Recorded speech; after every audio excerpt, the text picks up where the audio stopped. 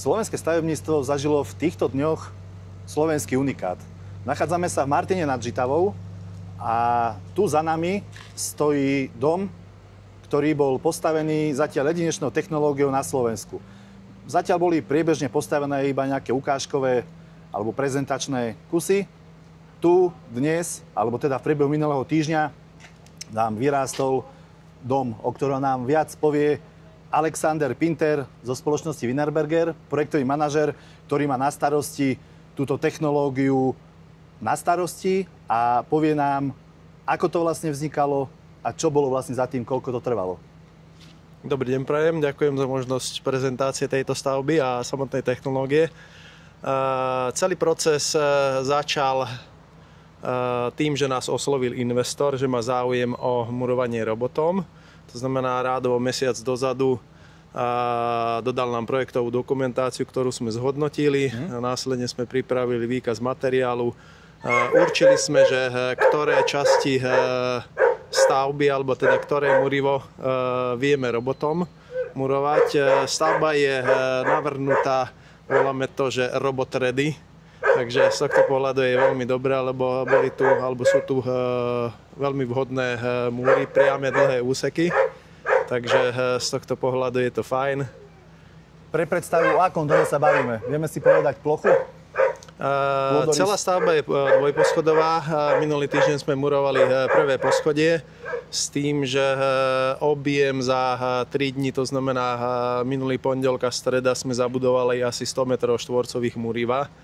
A zostalo nám to rádovo asi 20 m2 necelých. Super, dobre. A ako ten stroj funguje? My si ho teraz niekam postavíme. A ako to vlastne funguje? Aká je dĺžka ramena? Stroj treba správne nastaviť, to znamená, sú tam nejaké požiadavky na polohu voči budúcemu murivu. To robí všetko operátor, ktorý je ako obsluha robota. Vieme murovať do výšky 3,5 metra, to je maximálny výškový dosah. Priemerný výkon sme mali asi 5 m2 za hodinu, takže rádovo za 3 dní sme mali tých 100 m2 vymurovaných. Dobre, keď sa bavíme o tomto poňatí 5 metrov za 5 m2 za hodinu, tak o ľudských silách v pomere sa bavíme. Koľko ľudí to dokáže nahradiť alebo urýchliť? Jeden robot je ekvivalent asi 5 pracovníkov, ktorí murujú. To znamená, zoberme si 2 murári plus 3 pomocníci. To znamená, nahradíme asi 5 pracovníkov na stavbe, ktorí murujú. Dobre, ja som v úvode spomínal, že táto stavba je unikát.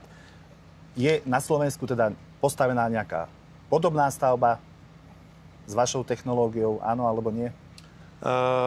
Celý projekt murovacieho robota sa rozbieha asi 1 rok. To znamená, minulý rok v lete sme začali zháňať, tak povedať, stavby pre robota.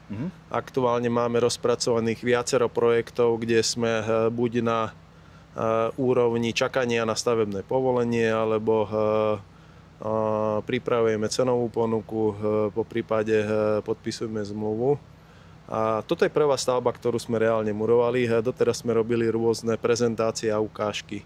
Takže o robotovi bolo počuť. Minulý rok sme robili prezentáciu v apríli, bolo to v Bratislave v Milnici. Boli sme tento rok v Bratislave na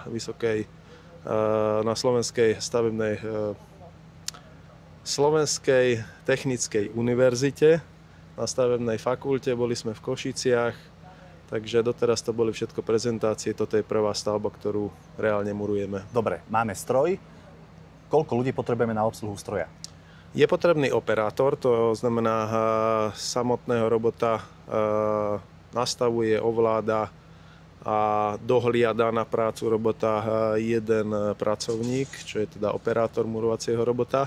A je dobré mať vždy jedného pomocníka, to znamená, minie sa materiál, to znamená tehly, ktoré sú na palete, donesie novú tehlu.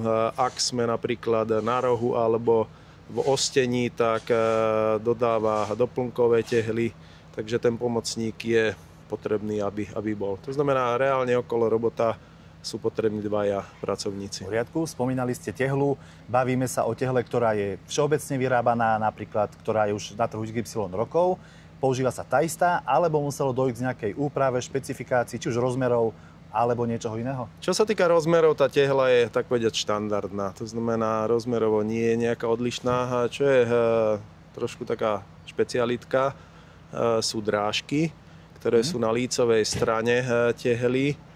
Cez tie drážky robot samotnú tehlu uchytáva, takže tehla je z tohto pohľadu špeciálna, voláme ju, že Robot Ready. Aj v označení má skratku RR, to znamená, pokiaľ je názov výrobku Porotherm RR, tak je to tehla, ktorá je vhodná pre robotické murovanie, ale dá sa aj klasicky murármi zabudovať. V poriadku, ako vidíme napríklad vo videoukážkach, ktoré teraz momentálne idú, robot zoberie maximálne 2 tehly.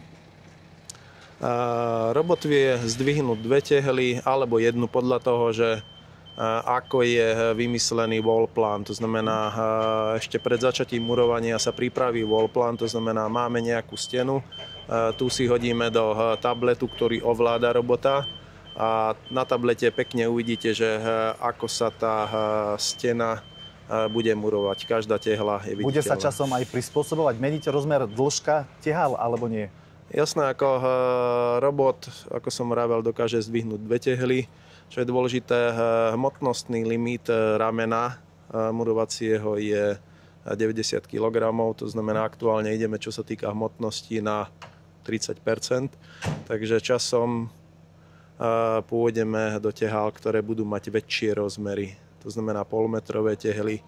Ak sa bude dať, tak budeme zvyšovať výšku tehál. To znamená, cieľom bude to, aby sme na, tak povedať, jedno otočenie ramena zabudovali čo najväčšiu plochu muriva a tým sa zvýši výkon murovania. Dobre, a teraz prejdeme do praxe.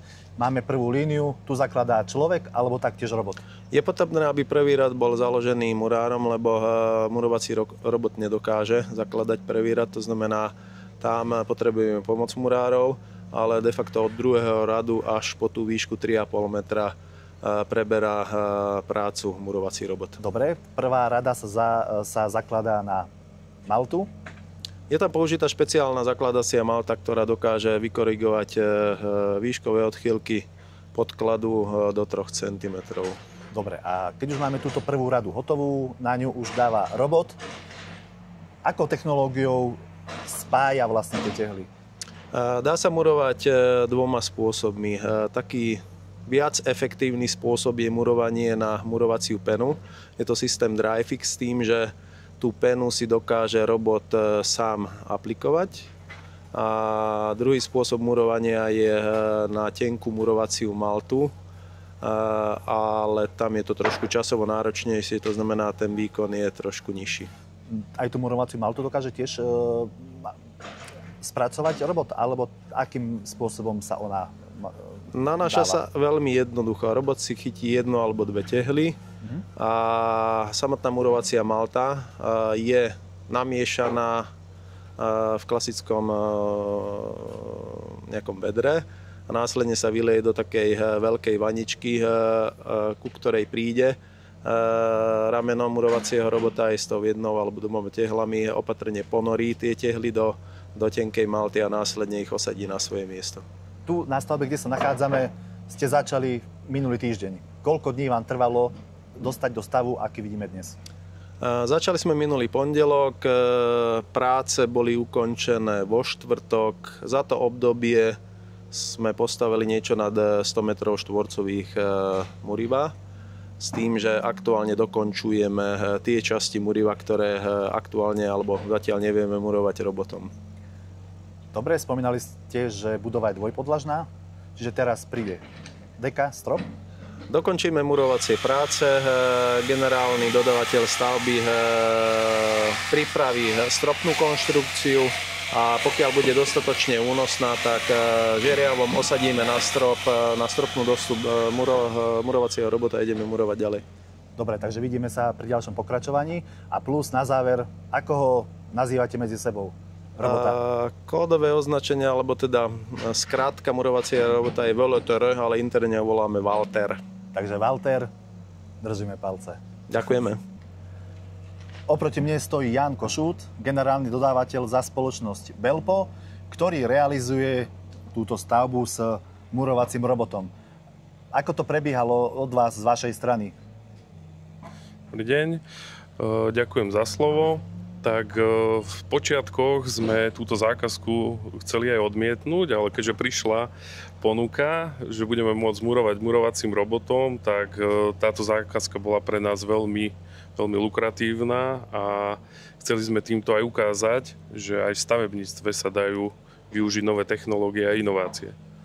Dobre, spomínali ste inovácie. Nebali ste sa, že napríklad, čo máte vo firme XY ľudí, majstrov kvalifikovanú pracovnú silu, že vám nahradí robot, alebo ako to prijali napríklad oni?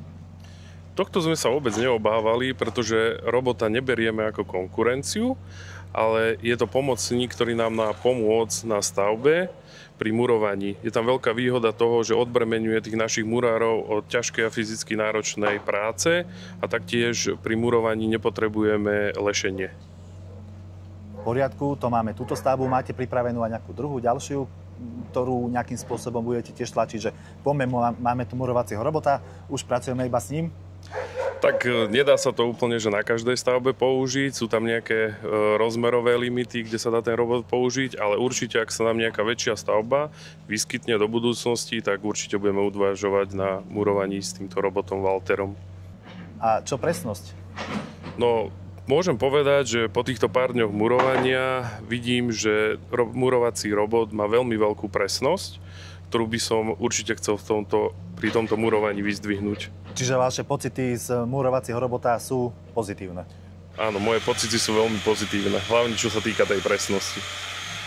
Oproti mne stojí Marian Kúsek, investor, ktorý sa rozhodol, že túto stavbu bude stavať s murovacím robotom. Čo vás k tomu viedlo, alebo kde bola nejaká tá prvá idea, tá myšlienka, že aha, je tu nejaká nová technológia, poďme do toho? Takže v prvom rade môj kolega mi poradil, že teda Wienerberger má nejakú novú technológiu, ktorú nechcem vyskúšať na mojej stavbe. A keďže pracujem v oblasti stavebníctva a viem, že aký je veľký problém zohnať kvalifikovaných pracovníkov, tak slovo dalo slovo a nejak sme sa k tomu prepracovali. Neľutujete? Určite nie, ako pozrite sa na toto vyrastlo za necelé 2,5 dňa aj dá sa povedať, s nejakými pripravenými prácami a teraz finišujeme, takže to tempo je neskutočné. Takže spokojný? Určite áno. Technológia nevídaná? Tak nevydaná, určite ju treba promovať, aby chlapi teda ukázali svetu, že vieme robiť niečo aj inou cestou. Čiže boli ste tu vy tiež, keď prebiehala výstavba, aké ste mali z toho pocity, keď ste videli toho robota, ako pracuje? Ale je to famózne, to znamená, že jednoducho predstavte si, že nepotrebujete tu mať 3-4 pomocníkov, ktorí budú felať tehlu na 3 metre cez lešenie a krížiky budú mať úplne že bolavé a to je problém stavebnice, takže ja som z toho prekvapený. Dobre, takže ďalší dom, kedy postavíme? Neviem, či bude ďalší. Ja si myslím, že aj toto je jedno veľké sústo pre mňa, takže možno nejaká radová výstavba. Dobre, držím palce, nech všetko dobre dopadne. Ďakujem veľmi pekne. Ďakujem.